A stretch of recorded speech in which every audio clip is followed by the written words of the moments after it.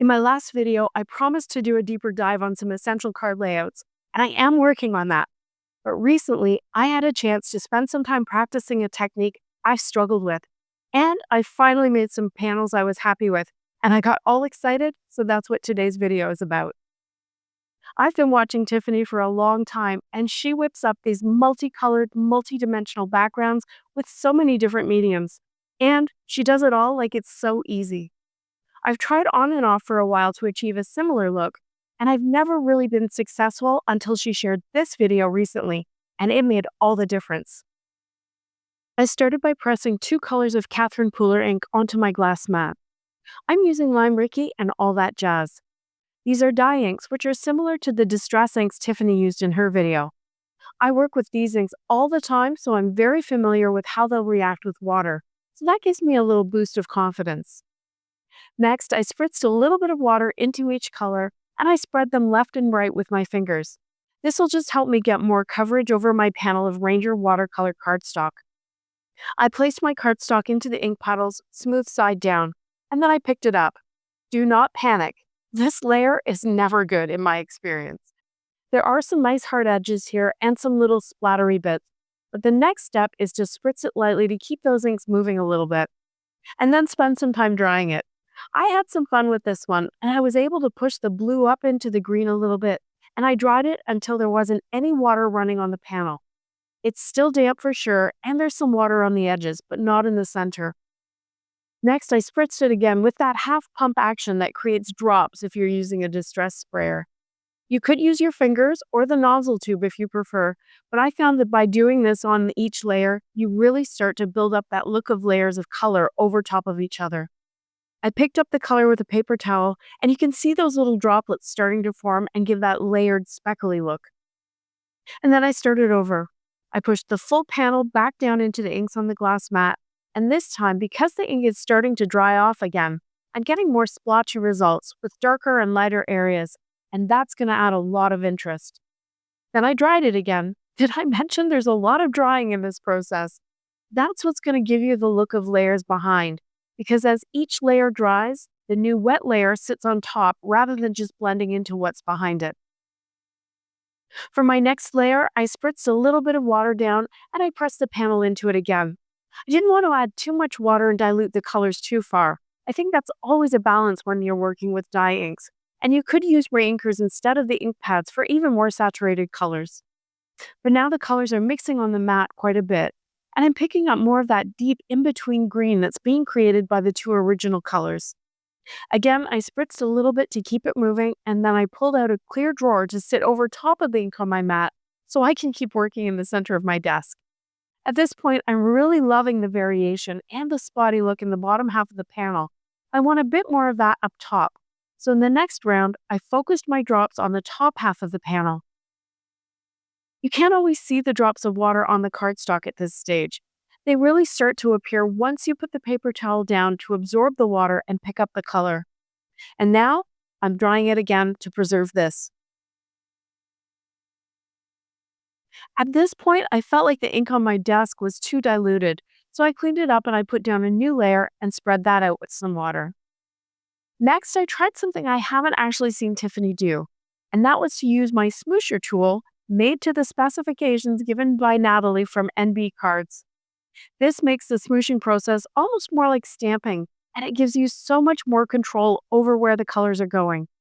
I smooshed some green into the top kind of 2/3 of the panel, and then I cleaned the smooshing tool before smooshing blue on the bottom 2/3 of the panel to help kind of blend the edge between the two colors.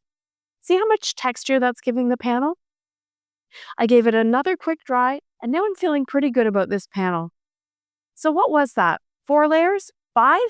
And I'm starting to appreciate that it's not just dipping your paper into ink once or twice and getting a gorgeous result. This definitely takes some work and some time. I used the ink I had left on my desk to splatter my panel.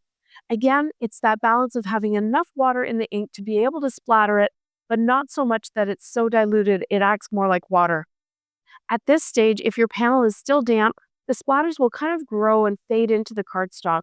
But if it's dry, they'll stay small and full strength, so you can choose the look you want. Then I did a final dry with my heat gun. Oh, I'm sorry. Did I say final? We're not done yet.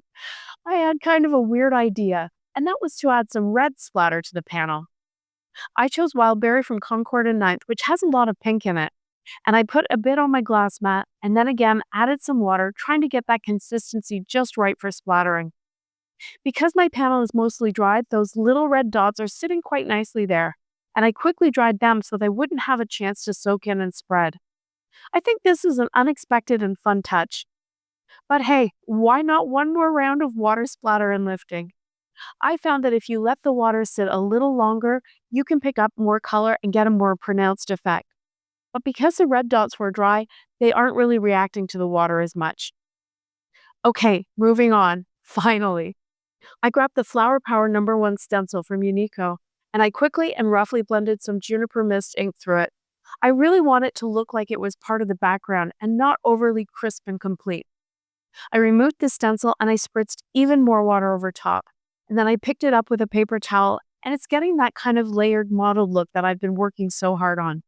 And that truly is the last layer of ink and water for this card, but not the last of the splatter.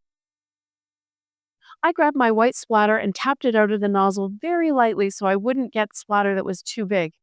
You'll see on the finished card that this kind of soaked into my background, so that's something I can continue to work on, finding the right opaque white splatter. I also added a few spritzes of iridescent shimmer spray just to add a little bit of sparkle. Next, to add a little definition without adding a matte, I grabbed the Juniper Mist ink pad and I pressed each panel edge into it. The watercolor cardstock likes to soak the ink up quite a bit, so the frame really is quite visible. I did wonder what would happen if I added water to the edges, but honestly at this stage, I was happy with it and I didn't want an experiment ruining my pretty panel. Maybe next time. Finally, for my sentiment, I grabbed a very simple reverse happy birthday stamp and I stamped it with the navy ink. When you're stamping this type of stamp, you don't want to push on the stamp too hard because it will squish and impact the visibility of the negative statement. By that, I mean the sentiment is the area of the stamp that isn't touching the ink or paper. But you also do want to transfer the ink completely. So I like to let it sit on the paper and just lightly run my finger over top a few times. And if I have to stamp it more than once, I try to use a lighter and lighter touch each time to really preserve that white sentiment. But then I thought, what about a wild berry sentiment to pick up on the splatter? And I followed the same steps to get that one done. Like last week, I used this sentiment die that does not go with this stamp set, and I was lucky enough that one of them fit this sentiment pretty perfectly. I trimmed them both down so we can see which one we like better. You can let me know if you think I made the right choice or not. Now here's the card. It's an A2 size because I could not bring myself to cut it down any further. Putting a watercolor panel on top of a card base is quite a bit heavier than I'm used to, but overall, I'm happy with the fresh colors and all the interest in that background. Here's another one I couldn't cut down. This time I used wildberry, sauna, and ginger inks to create my background, and when I was done, I used the new mid-century modern shape stencil. I blended wildberry ink through to keep the panel from becoming too orange. Once that was dry, I cleaned the stencil and I blended white pigment ink through, and that's what's giving that dimensional, almost embossed look that you're seeing. For my final card, this was actually the first panel I made, and it initially had a lot less texture because I didn't do as many cycles of layering and drying.